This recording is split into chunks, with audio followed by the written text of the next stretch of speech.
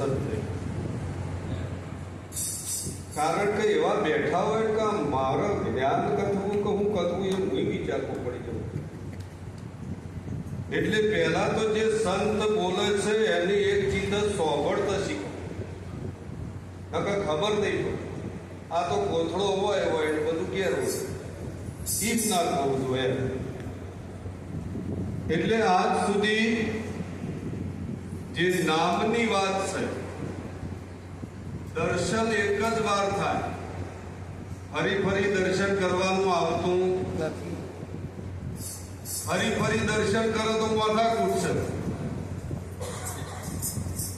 જોગ એક જ વાર થાય, સત્સંગ એક જ વાર થાય. પણ સદગુરુ મહારાજ જયારે તમને ઉપદેશ કરે છે ને એ વેળામાં તમે બરાબર આમ જાગૃત થઈ બેઠા હોય તો ગુરુ મહારાજની અંદર થોડા બેઠું. બીજું કે ગુરુ મહારાજ જે કહેતા હોય એટલું જ કરવાનું, એથી વધારે તમારે કશું કરવાનું નહીં જો જ્ઞાન થઈ જાય. પણ આપણે ગુરુની વાત માનતા નહીં એટલે ઉપાધિ આવી.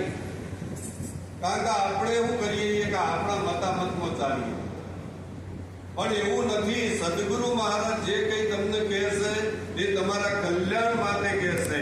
માટે એ વાતને ટાળવી જોઈએ નહીં. જો એ વાત નક્કી કરી લેવામાં આવશે તો તમારો પણ રસ્તો બની જશે. નિરત બાપુએ નામની વાત કરી એટલે ચૈતન્ય નામ જે જાગ્રત છે એ નામની વાત કરી. આપણો જોઈ લો સંતે આખો ઉઠલો ઉડાડ્યો એ તમે ઉડાડી શકો. આમાં નવાઈની વાત નહીં. તમે દ્રષ્ટાંતને પકડી ના લેતા અને તમે જે ઓટલો જોવો છો ને એ ઓટલાની વાત નહીં. આ ઘણા કે તમે ઉડાડજો. અરે એ ઓટલાની વાત નથી. તમે જે સમજો છો એ તો ત્રણ કાળમાં હોય નહીં. પણ જે ચેતન ઓટલો કર્યો છે, જે જાગ્રત ઓટલો કર્યો છે, આ દિવાલને પણ ચેતન કરી છે એમ સમગ્ર વિશ્વને ચેતન કર્યું છે. અને એ જે ચૈતન્ય નામ છે એ નામ મળી જાય તો તમારે કોઈ પ્રશ્ન રહેતો પણ પ્રશ્નો હોય છે એનું કારણ છે. પાછળ ઘણો કારણો તમારા. ઘણા લોકો તો હોભળતા જ નહીં લો, હોભળતા જ નહીં. રોજ ભજનમાં આવે, રોજ જોઈ, રોજ ભજનમાં આવે, રોજ જોઈ. પણ હું એમ કહું કે જેટલા દાડા સુધી તમે નહીં મરો એમ કહો. તમે ફિલોસોફી તો કરી જ છે ગુરુના ચરણમાં કે અમે તન મન ધન બોલી ગયા, પણ ભીતરમાં ઉતર્યું આ બોલ્યા છીએ પણ એ કક્ષા આપણામાં આવી નહીં. અને એ કક્ષા જો તમારામાં આવે તો જ્ઞાન તમારાથી વંચિત રહી જ ના શકે. પણ એ ભૂમિકા, એ વેદના કોઈ કઈ વિચારવી પડે છે. એટલે સદગુરુ મહારાજ કહે છે કે મહેનત તો કરો. મેં જે કરી છે યુક્તિ પ્રયુક્તિ એમાં તમે મહેનત કરો. અને અભ્યાસ જાગ્યા પછી ભમવાનું તમારું બંધ થઈ ગયું. અભ્યાસ જાગે બધું ભમવાનું રહેતું એટલે આર્ય ભમવાનું નહીં પાછું. કે બાપુ તમે તો આવ્યા ભજન. અરે તમારી વર્દીઓ જે ડામાડોળ હોય એ બધી ભમથી પોઈકણીઓ સ્થિર થઈ જાય. અને સ્થિર થઈ જાય એટલે ભમવાનું બધું જો સ્વરૂપ મળ્યું નહીં. હવે જાગતા કુણ છે, ઊંઘેલા કુણ છે એ બે કહી દો. તમને એમ લાગે કે હું મહેસાણા આશ્રમમાં અહીંયા આવ્યો છું આ ઊંઝેલા, કોઈથી જવાનો છું આ ઊંઝેલા, મેં ખાધું છે ઊંઝેલા, હું જાગું છું, ઊંઘું છું આ બધા ઊંઘેલા, હું જન્મું છું, મરું છું આ બધા. આવું આપણામાં કશું છે તો જેમ પકડી લીધું છે. સદગુરુએ આવું કીધું તમને, સદગુરુએ આવો ઉપદેશ છે તમારો. તો સાહેબ આપણા ઉપદેશને વિચારો આપણા બોધમાં જાગૃતતા લાવવાની છે. અને બોધમાં જાગૃતતા આવી જશે. અત્યારે તો તમે આ બીજાના ટેકે હેડો, બીજાનો ટેકો કે કૃષ્ણ કહેતા હતા, રોમ કહેતા હતા, રોમાપીર કહેતા હતા. તમે હું કહો છો, તમે હું કહો છો એમ કહો. આજે એમને પણ સદગુરુ મળ્યા છે, તમને પણ સદગુરુ મળ્યા છે. તો તમારું કેવું છે, તમારું પ્રમાણ શું છે? અને જો તમારું પ્રમાણ તૈયાર થઈ ગયું ને તો વાત થઈ જાય પૂરી. પછી તમારે ચોય જવાની જરૂર નહીં, ઘેર બેઠા ગંગા સબ. આ તો ઘણા હોય સદગુરુનો પોતીનો હતો એ દર્શન કરવા જોઈએ. કનું પણ વિચાર્યું, કનું દર્શન કરવાનું બાકી રહી ગયું તમારે? સાહેબ ઝંડા લઈને હજી રોડ ઉપર ફર્યું. હવે આવા જે ગુરુમુખી હોય એ ઝંડા લઈને રોડ ઉપર ફરતા હોય તો એમને હું ગુરુમુખી કહેતો જ નહીં. સાહેબ જોયેલી વાત કરું છું હું. હજી તો સ્થિરતા નથી આવી, હજી તો દીવાન અગરબત્તી બધું હળગાવે છે, હજી નથી નિર્ભયતા આવી. અને નિર્ભયતા ના આવે તો બસ તમે કરશો એ શું? નિરોધ બાબુનું જ્ઞાન આવું નથી. ખંડન મંડન હોય નથી, હોય સીધું દર્શન છે. કોઈનો બાદ કરવાનો નથી.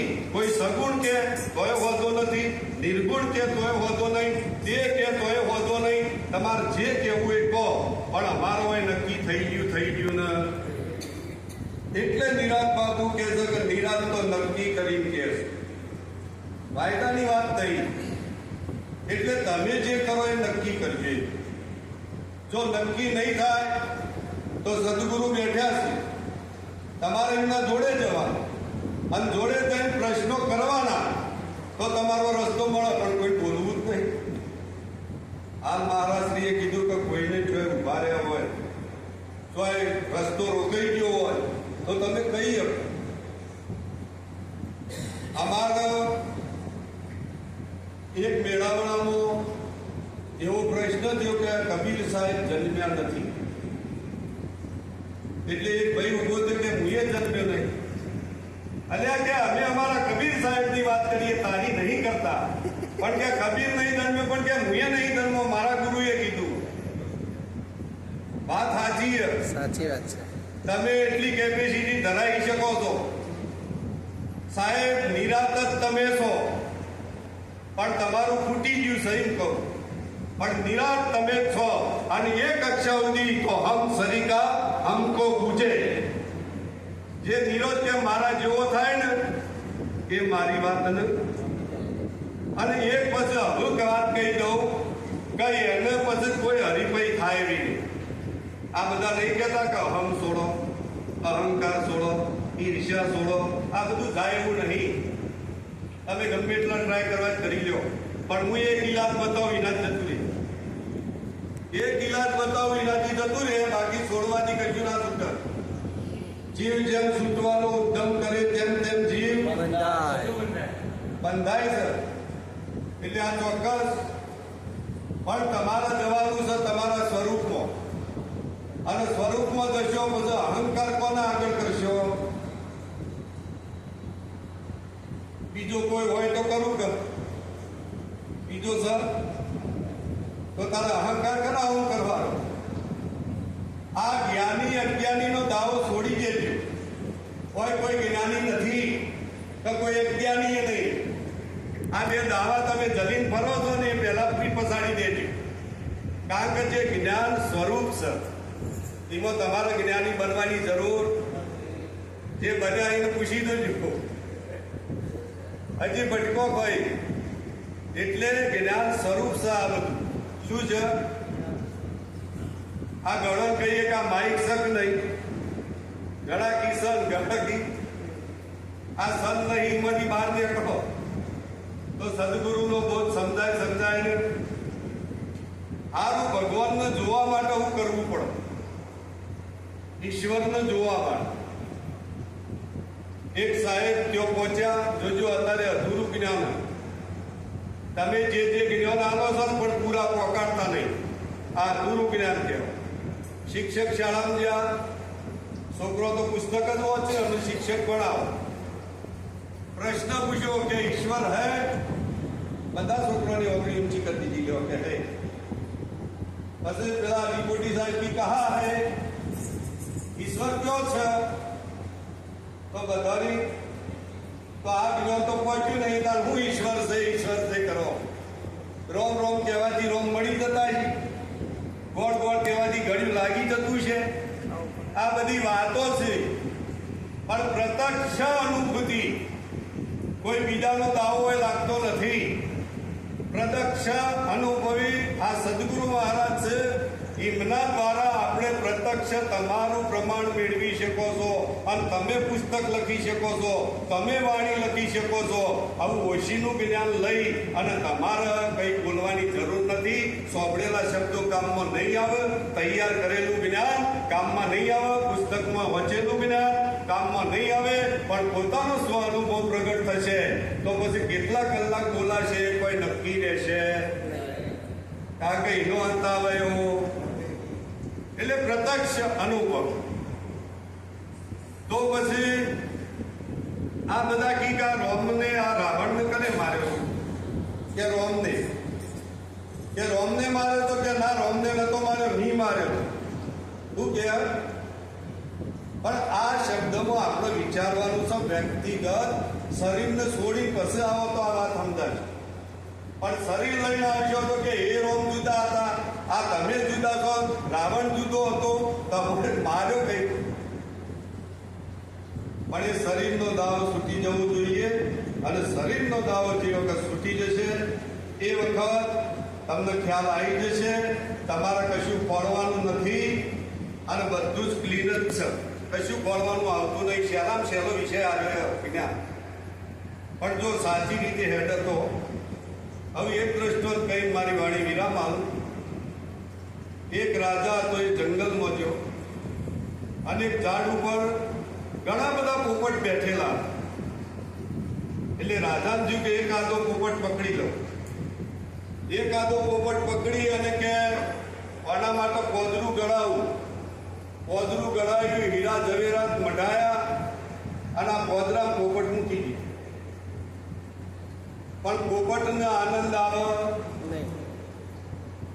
ખાવા પીવા બધું હતું, સેવા એ બધી. તમારે હોય સેવા નહીં બધી, પહેરવા ઉઠવાની, ખાવા પીવાની, ધન સંપત્તિ, શાંતિ હે પણ નહીં હોય. સાહેબ લખ્યાનો કરોડ રૂપિયાનો ઢગલો છે તો એ શાંતિ નથી. શાંતિ તો હોય છે પણ જો ખરા ઉપયોગમાં તમે સમજી શકો તો. પણ તમે જે દાવા કર્યા છે તે દાવા કોણ છોડાવે? તમારું જ્ઞાન છોડાવે, બીજું કોઈ છોડાઈ શકે નહીં. જે ભ્રમણાઓ થઈ છે એ પણ એ છોડાઈ છે. એક વખત રાજાને શિકાર કરવા ફેર જંગલમાં જવાનું થયું.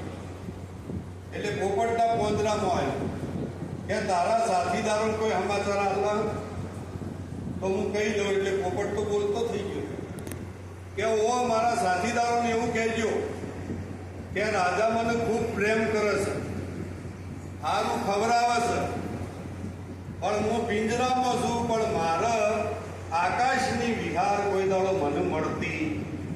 જેમ તમે આકાશમાં ઉડી રહી હું ઉડી શકતો. એટલે આઝાદી છીનવાઈ ગઈ. એટલે આટલું લઈ અને રાજા ત્યાં જાય છે. ઝાડે જઈને પેલા 1000 પોપટની વાત કરા કે તમારા સાથીદારના સમાચાર છે કે રાજા મને સારું રાખે છે, ખાવા આલે છે, પીવા આલે છે, સુંદર આસનમાં પિંજરામાં બેહાર્યો છે, પણ હું આકાશની ઉડાન ભરી શકતો નથી. આટલું ખાલી પોપટે વાપરી એટલે બધા પોપટો ટપો ટપુઈ પડવા માંડ્યા દારૂ પડી. બધા આધારી આધાર હુઈ. રાજા ક્યાં મને આવું તો હું કીધું બધા હુઈ. રાજાના ચંબો થઈ ગયો. રાજા પાછો રાજ દરબારમાં જઈ કે પોપટથી એવું તો હું કીધું કે શું વાત થઈ કે તારા સાથીદારનો મેં તારો સંદેશો સુનાયો તે બધા ટપો ટપ બેફોન થઈ બધા ભૂઈ કે જો તાર રાજાજી મને શાન પડી ગઈ. મારા સાથીદારોની શાન મને પણ તમે નહીં સમજીએ. રાજા થોડા આગળ ખસે એટલે આરે હુઈ ગયો પોપટ. રાજા કી પોદરું ખોલ લે, પેલો પોપટ મરી ગયો. સાહેબ પોદરું ખોલ્યું. રાજા કે આવું બેન્ટ વાજો લેતા હો અને ઘાસતા વાસતા આપણે કાઢવાનું. સાહેબ સારું કાપડ લાય, એવો પોપટનો ઉવાર્યો, બહાર કાઢ્યો, બેન્ટ વાજોની તૈયારી કરી. બેન્ટ વાજો જ્યારે વાગવાની તૈયારી થઈ એટલે પોપટ ઉડ્યો. પોપટ ઉડ્યો કે આ તો જીવતો જાય છે કે તો મરીને જીવ્યો. આ તો જે મરણ એ આકાશની વિહાર, જે બ્રહ્માંડની વિહાર કરી શકે છે. બાકી આ પિંજરામાંથી જ્યાં સુધી તમે સદગુરુએ કીધું છે કે બોલો છો 52ની, આ તમે અંદર શું કરો? આ ભરતી પડી ગયો એટલે તમારા બહાર નીકળવું પડશે, મહાઆકાશ બનવું પડશે. बात बाबू कैसे व्यापक रूप को पिसान के मेरे भरम का बोड़ा फोड़ दिया ऐसी करी गुरुदेव दया मेरा मोह का बंधन तोड़ दिया साहेब मी मेहनत करी है पण महाराज श्री ना अंगाती रही रही नो અમારા સદગુરુ મહારાજને મને બધા સંતો જોડે ફેરવ્યો જેટલા સંતો હોય ને એટલા દર્શન કર્યો હોય તો આ મહારાજનાથી કર્યો અને મહારાજના જોડે રહ્યો છું પાછી મહેનત કરી કારણ આટલો મેળ પડ્યો છે નકર આ બધું સદગુરુનું છે પણ કુમારી સીધે હું ઈર્ષી શકું છું એનું કારણ છે જ્ઞાન જો તમને જ્ઞાન હોય તો ડર ના લાગે અને જ્ઞાન ના હોય તો તમને ડર લાગે એટલે જ્ઞાન હોય એને કોઈ ડર છે નહીં એ નિર્ભય છે આટલું બોલી મારી વાણી વિરામ આપું છું